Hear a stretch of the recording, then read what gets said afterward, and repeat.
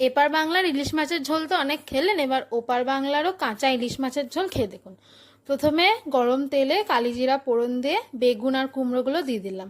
তারপর হলুদ দিয়ে একটু নাড়াচাড়া করে কাঁচা লঙ্কা আর শুকনো লঙ্কার পেস্ট যেটা বানিয়েছিলাম সেটা দিলাম।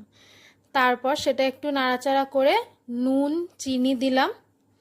তারপর অল্প জল দিলাম, দিয়ে ভালো করে কষিয়ে নিলাম।